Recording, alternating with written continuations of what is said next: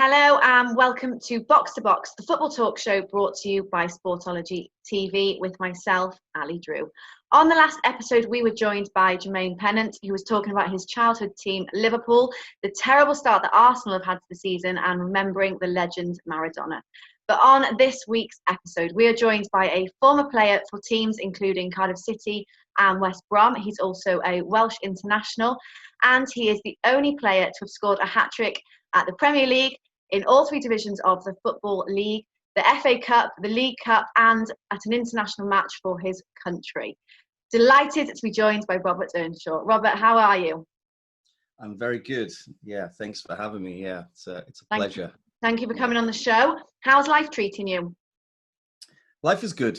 Life is good. I can't complain. Yeah, I think everybody's had a tough time, and ups and downs. I think I'm the same.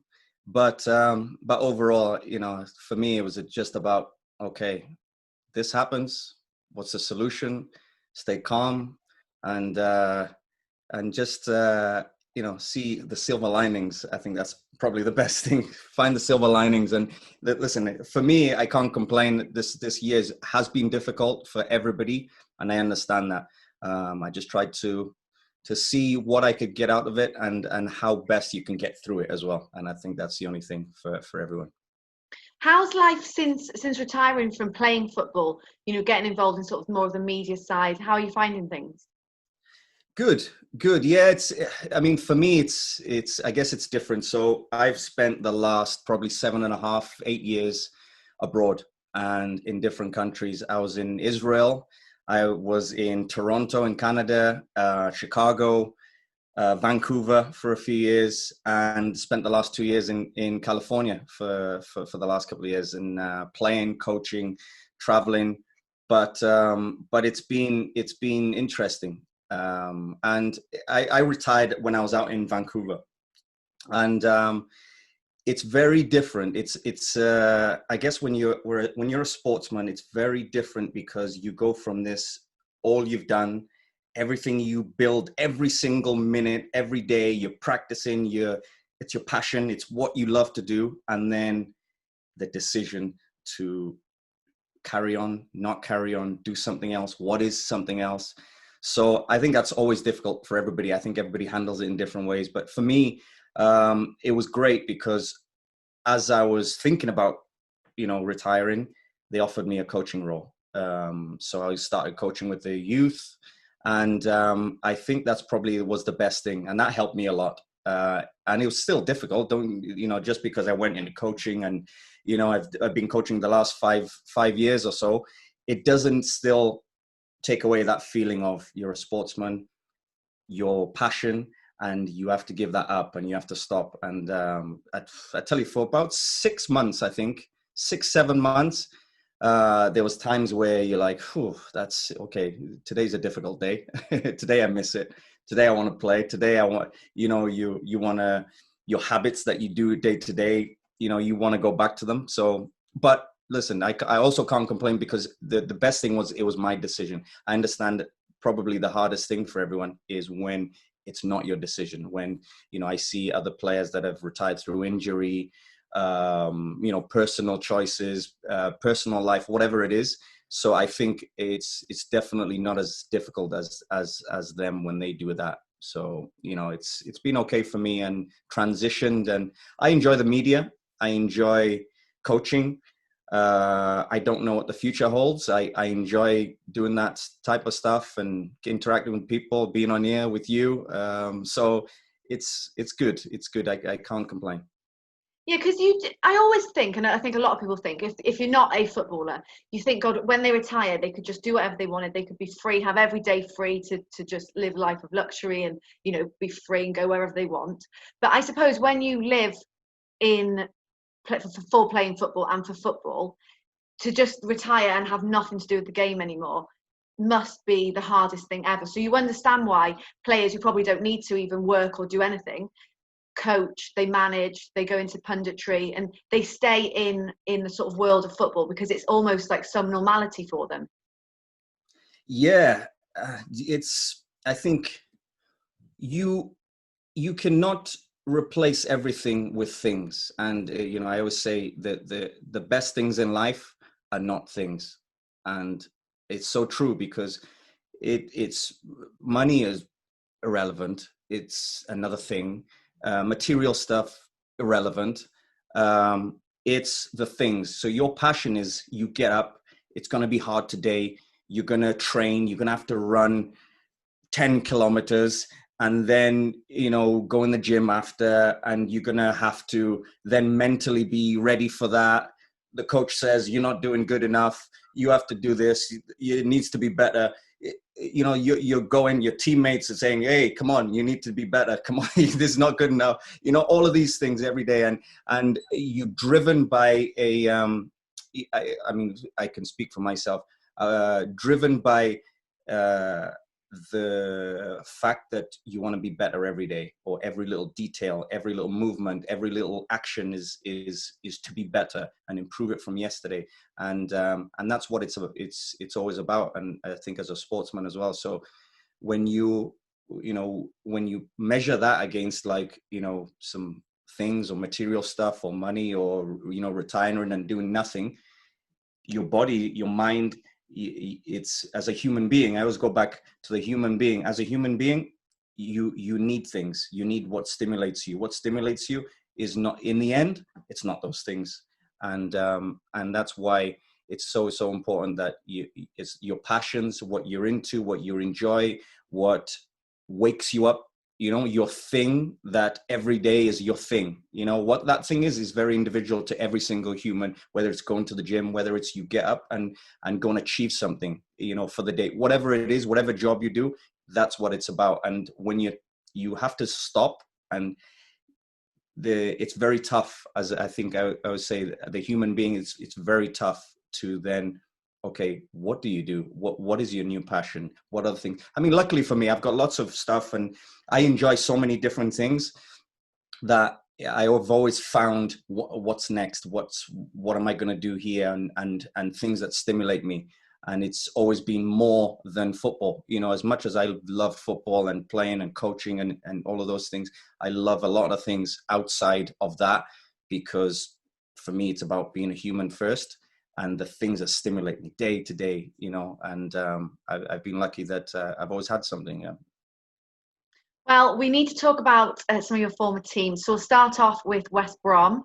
Obviously, they've gone up into the Premier League. They are not having the best season so far, and they're down, I think, in about 19th place. They're sort of struggling. They've only won one game. Just talk to me about their sort of season so far. Is this worse than what they would have expected them to do? Obviously it's hard for any team who go up, but do you think that they should be disappointed for their performance so far?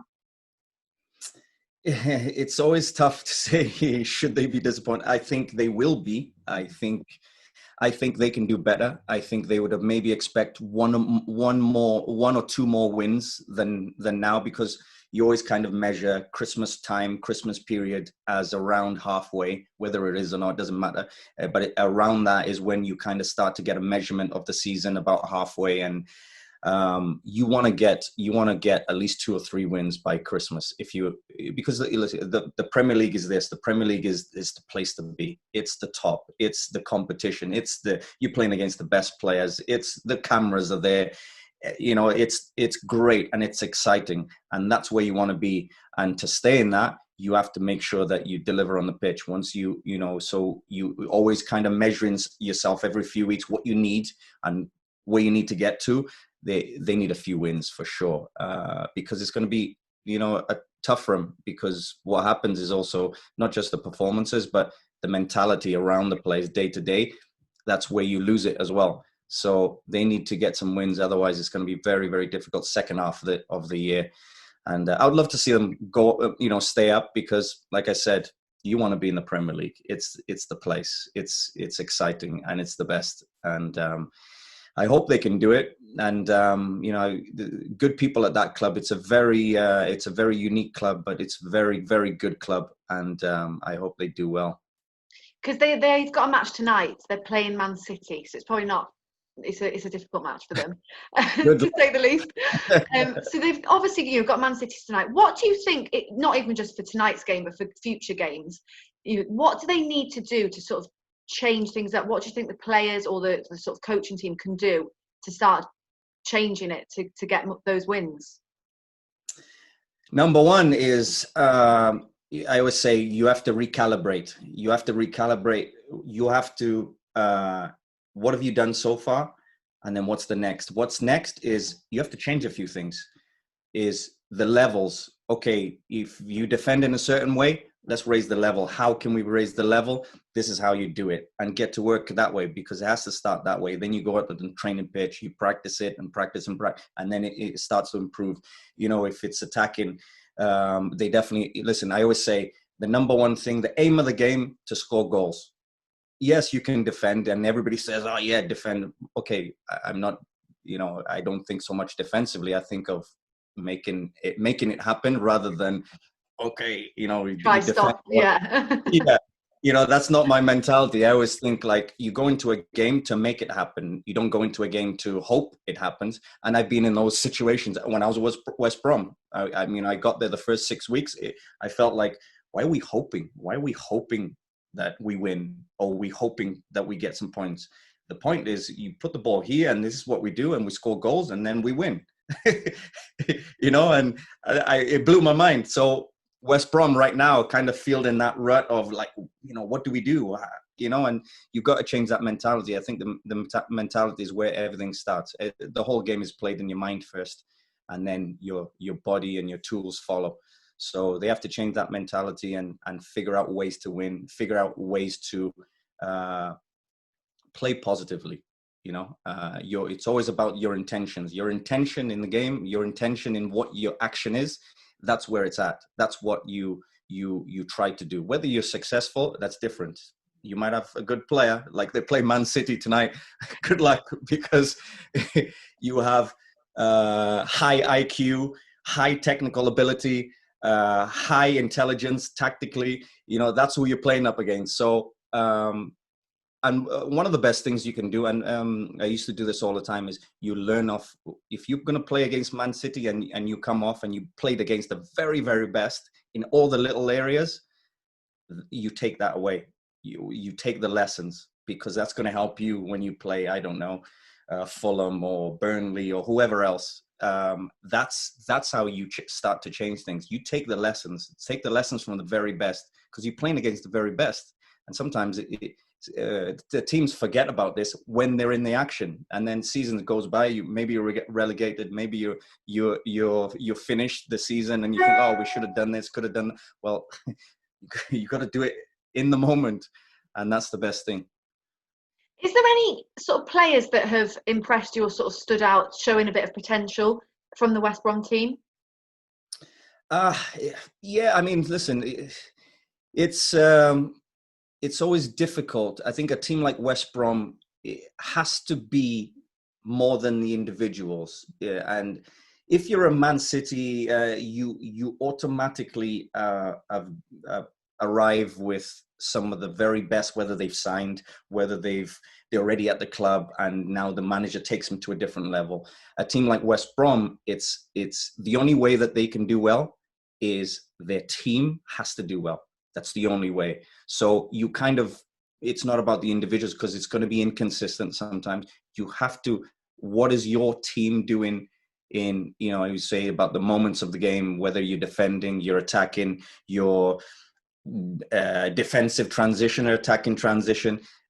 It's those moments is what is your team doing, because they haven't got the world-class players like the De Bruyne that they will play against, or Sergio Aguero, or these top guys.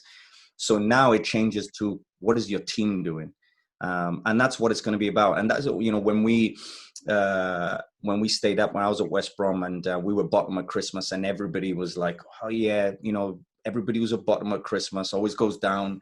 They've got no chance because it's never been done before.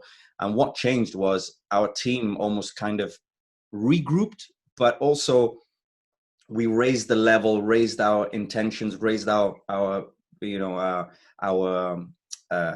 not so much work ethic. We were smarter in our work, and I think those are the things that changed. And it was about we're going to have to do this as a team, not as as individuals. And we ended up, going to Man United and all of these places and Arsenal and getting points because it needed the team. It didn't need no individuals. The individuals can contribute, but if you're not that team in those moments, you're going to play against the best and they're going to rip you apart. And that's just the level. So so I think that's what it's about for them. Another former team of yours, Cardiff City, and they are in the Championship. They were very close to going up last season. They didn't quite do it. And this season, they're sort of mid-table. They've just lost to Swansea. So what do you make of sort of Cardiff season? Are you thinking that maybe not doing as well as they would have hoped? I think it's kind of been two different outcomes almost. They started off, I think, very poorly and didn't win a lot, struggling to find wins. They've had probably about 3 weeks where everything has changed around. They win consistently. This is before the Swansea game. Yeah. They started winning a few games. They started to go into the top half of the league, and got some big wins. And I think it's kind of been two different teams almost. The one, the way it started off really slow, and then the next one now, the last few weeks, much more positive, much more efficient. Obviously, losing to Swansea puts a real big dent. Not just because you're in the league. It's the derby game. It's the game that you want to win. For the fans, for the club. That pride for the Welsh derby. And so that's always difficult. So it's going to knock your confidence, and it's a shame really, because that's the game where it could have taken them to a different level, or now it's put a big sadness in just because of the result. Do you think that they can realistically sort of aim for trying to get promoted again at the end of this season? Obviously, Cardiff and Swansea last year both got close. But do you think that realistically, where they are now, obviously heading sort of almost halfway through the season, do you think that they can hope to go for those promotion places, or at least the playoffs? Yeah, I believe so. I believe so. I believe they're good enough. I believe that they have a good team and a team that's good enough. And the best thing about, slightly different always like to the Premier League, the Championship is extremely difficult. There's more games. There's more tests that you're faced with, but mind you, the Premier League is just the same with every game every 3 days this year. But at the moment, normally that's the Championship, but the Premier League is just the same now. So on a normal year, but I think that with the Championship, there's enough games for them, and there's so much inconsistencies in the league that it's about them when they hit their peak, when they hit their period, that they're gonna, get a few wins. Then that will jump automatically in the Championship. You just jump up because everybody beats everybody. Everybody is inconsistent. The levels is more closer together. That the top team will lose to the bottom team sometimes, and so on and so on. So it is enough games, and I think they're also good enough. And I like the players that they've signed. Somebody like Kiefer Moore scored a few goals recently. Done well. Harry Wilson, I really like. I've seen him in the Wales team, and I like how he plays. I think he's been a great signing as well to come to Cardiff. And people like that is going to help them go to the next level, because it's the quality. It's the quality in being efficient in what they do, scoring goals, creating the things that's going to make the difference. Yeah, because you say the sort of the Premier League is a bit like the Championship at the moment. The way that there's loads of games going on, there's some weird results that we've seen. Crazy results, like loads and loads of goals. Teams you'd never expect to win 6-2 or winning. And do you think that obviously this season hasn't been normal? And I think this weekend was the first weekend ever that, like, I think Man United, Man City, Liverpool, Arsenal, Chelsea all didn't win. I think this is the first weekend ever that that's happened. So do you think that it's sort of, the Premier League is a bit open this year because of how different it is. It's obviously there was not as much gap between last season, no crowds. Do you think that this is the best season maybe for an underdog to come through? 100%. Yeah, I believe it. I said 6 months ago when they were talking about, does football come back? This is before the first lockdown. Do we restart the Premier League? Do we call the season off? Do we cancel it and start back up? And my first thought was, hold on, if you restart it, then when do you finish? If you finish, you're going to have a shorter break. When you have a shorter break, the next season then starts automatically. Well, you've had now 3-week break within, 2 seasons. Guess what? There's injuries. Physically players will get injured, and the demand is going to be a lot. It's unnormal to how a normal Premier League schedule will be. So now you become a lot of inconsistencies happen. So now when you look at the league, of course, it's inevitable, and it's inevitable that players will get injured, and it's inevitable that you'll have. It's more than just physical demand. It's the mental. It's the being able to recover, get back to your level to go again for each game. At some point, the body breaks down, and that's why you see injuries to the top teams, and I think also you see the benefit from I think from the evolution of the game, especially over the last few years, tactically, and some of the teams, really getting a lot of evolution in how they play. For instance, when certain teams play in tactical different ways that they play now, it's great, but it's different to how other teams have approached the Premier League previously.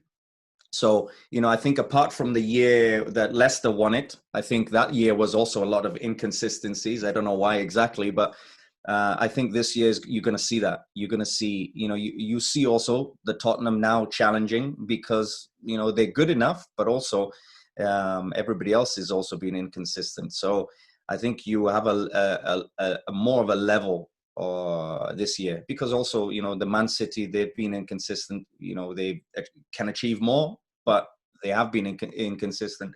The Leicesters, the Tottenham, they're challenging.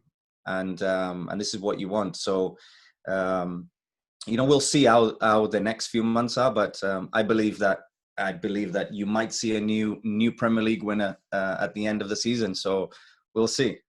Yeah, because I was going to ask you actually what your sort of prediction is for who you think is going to be in the sort of top 4. Because I think before this season started, everyone was like, right, Liverpool, they ran away with it last year. It was easy. They won 30 games. It was crazy how quickly they'd won it, and they were miles ahead. So I was going to ask if you think this season it's going to be a similar thing. Obviously now we're almost halfway through. It's not similar. They're not going to run away with it. But do you think that the Liverpool are still going to be up there, or do you think that other teams are threatening that? I think Liverpool are still the favourites, and Liverpool are still the ones to beat, and the team that will push the most. I still think they're probably overall the best team because they're just so consistent. Their work rate is just the highest level, and they have quality as well to make they make a difference in the games somehow. And I've been waiting for 2 years for them to have 5-6 games with no end result, but they somehow always find the end result. They find goals. They find a way to always make a difference in the game, and it's unbelievable the level I've seen from them. And I still think they're the favourites. Even with injuries as well, they've done it. Even with a lot of injuries. Exactly, yeah. And even with the injuries, and you see the big injuries, because Van Dijk as well is the best defender in the world by far. And with him missing, I still think maybe later on they might hit a purple patch where they lose a few games or lose a few more games. But just because of that, because, somebody like Van Dijk, the best defender in the world, in your team, he makes such a difference, such an influence. That is going to affect them. But, I see Man City coming back. I think Man City, they're just too good. They won't have a full season where they and to their level, they've been poor for a few months. So I think they'll challenge. Liverpool a challenge. Tottenham now are the challengers. And I think you might see. I think Chelsea they look strong. They look very strong, and I think they'll be there as well. But we'll see. I think there might be another team that surprises a few people as well. It will be interesting to see. Obviously, nowadays we've got VAR involved in the game. It's been quite involved this year. The new rules and it's. I was just going to ask. Obviously, from when you played, you scored a lot of goals. As we said, how many hat tricks you scored. Do you think that people, if you're a goal scorer, it's almost a different way of playing now because you're maybe not. I don't think people are doing this, but it could go, if it carries on, it could be that people don't really go for goal, they go for a penalty so that they can, it's because VAR is just, if they go for the hand of the defender. Do you think that it's sort of changing the way that maybe people play? In a small degree, yes, because I think, if you're going in the box, your intention was always you go in the box and, now the defender shouldn't be able to touch me or whatever. And, or if he's going to knock me over, it's going to be a penalty. So he's in danger. So there's always those things because these are the details that you're thinking about in the game always. And, especially with the intelligence part of being in those situations, and I think sometimes, try cross a ball, if he puts his body position in a certain way, it might hit his hand or he should get his hand out of the way. So you sometimes go for those. And, especially for me, I was always working on angles. Everything was angles and little small gaps and little small spaces and, waiting for defenders to move, just a yard one way so I could use them as a guide to put the ball in the net. Certain little things like this. So I think all those are still apply. But to be honest, I think for me, in my opinion, VAR, I hate it. I hate it. I think it's so bad. I think it's so poor. I tell you the reason. The only good thing about VAR is they should have put it as goal line technology, whether something's a goal or not. Because I'm a romantic of the game. So for me, we want the times where the referee should have done this and the mistake happened and the defender should have done this. And, we need less robotic in the game because the game, we've always loved it. We love it because it's not robotic. And what you're starting to have is roboticness, even to the point where you don't even know if you should celebrate or not. And that's the part that I don't like. It's now such an influence on every goal and so many things that have to be checked for 3-4 minutes, whatever it is. And they said it's going to be 1 minute and you losing the moments. You're losing why you love the game of football. Everybody's there because when the goal happens, whether it's for you or against you, you're disappointed and it's the end of the world for that minute, or it's the best thing in the world in that minute. And then the result at the end, we won. Yes, okay, we lost. I should have done this. This could have. You're talking about, but you love the moments. You love those moments. That's why. And VAR is now taken away, and now I don't even know whether something is a goal or not. It's like I'll come back in 3 minutes because 7 people over here and then somebody in a room somewhere else is checking on it. Like, are we crazy? And I always think, I watch the games now and I think that linesmen and referees assistants, and now they might as well give up now because VAR has taken them out. They don't even put the flag up anymore. Like, you're there to put the flag up, but they're told not to put the flag up until it's checked, or VAR, it checks it afterwards. So they're just guys doing fitness now on the side. I'm like, guys, you got 2 guys doing fitness, so it's, I don't agree with it. For me, it has to change. It has to change quickly because we're in danger of losing the game. We're in danger of losing the game very, very quickly. The moments that we love, the things that touch us, we're going to lose those very, very quickly. Well, Robert, before we finish, we always ask our former players this question. So obviously you play, it could be with or against, but we just want to know who the greatest player you ever played alongside was in all the teams, international clubs. Interesting. It's a hard question. Played with? Yeah, start off with. Yeah, played alongside. So in either an international team, for Wales or your clubs. Yeah. So I'd have to pick two players on this because I played with Ryan Giggs, and I think, as a player, everybody respects everything that he's done in the game. He's won everything, and he was an unbelievable player. And I always say he's one of the players the best players I played with. And also, I have to put Gareth Bale into there as well. I think those two, Gareth Bale and Ryan Giggs, are the best players I played with. Different reasons, but the level and the consistency of the levels was just so high. Ryan Giggs could also influence you in different ways, just, on the pitch, just playing with him in the presence of. And I think I always tell people this is there was times where I was getting better just because he was on my team, and people say, oh, how's that happen? And like, how, it's because your natural level now goes up. You don't know this maybe till after, but your level of, oh, right, I need to now raise the level because I'm playing with him. He expects a certain level. He expects the highest level. He can do it also. And there was moments where I raised but I love that also. I love that I had to raise my level, and at times it's, I could then be on that wavelength, and that's a great wavelength. Trust me, it's when somebody just got this different level, and sometimes all you have to do is just make a movement and the ball arrives, and you're like, sometimes you have to take a moment just to appreciate that. And you're making a movement, you're going to score a goal, and he's going to deliver that exactly where you want it.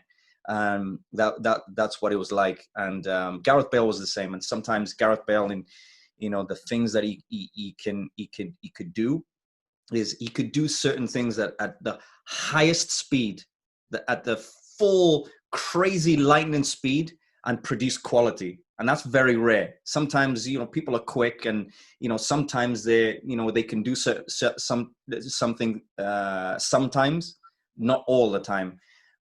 With Bailey, and he was great at such a high level of consistency at the fastest speed, and that was impressive. And at times he could just go on dribbles, and you're like, wow, like he could literally take everybody on at times. So, but he was great. So I'll say those two. Sorry, it's a long answer, but I have to explain. What about sort of opposition, people you've been on the pitch with, who you think, wow, they're something else? Cristiano Ronaldo, I think he's one of the best. But I think the best, I always say, is Ronaldinho. Ronaldinho, you've got to measure it. This is Ronaldinho at Barcelona, and Ronaldinho at Barcelona, with the smile, with the he was like a genius that was like a pop star, was a rock star, was a film star at the same time, and he could also be the best player as well at the same time in what he's doing. I remember we played against Brazil at Tottenham Stadium, actually, and he was the last one to come out, but the whole stadium was like silent because you're just waiting for him. And you had Kaká on the pitch, and Marcelo, and all of these guys playing, Ryan Giggs, Gareth Bale on our team, and everybody was just waiting for Ronaldinho. It was like his presence was this, like, as if like this guy could float, but he came out last. He came out 5 minutes after his own team, and the whole stadium just went crazy. And then in the game, then it was unplayable. Like it's it's very rare that you have somebody that could do magic things with the ball. And anything he can do with the ball. There was times where he was just almost like the whole stadium paused when he had the ball.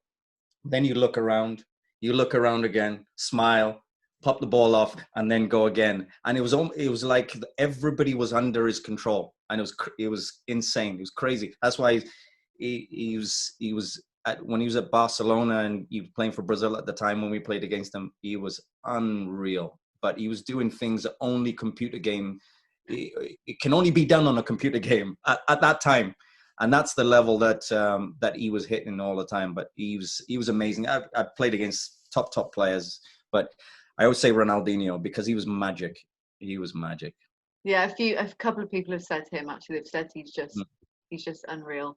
Robert, thank you so much for joining us. This has been great talking to you. Thank you for Alex. the show. Thanks for having me. Thank Appreciate you. it. Speak to you again soon. All right. Great to be joined there by Robert Earnshaw. But guys, make sure you stay tuned. We have lots more coming up. Please support the channel. So subscribe, like, leave comments, do what you can, share the videos, and we'll keep bringing you as much great content as we can. We'll see you next time.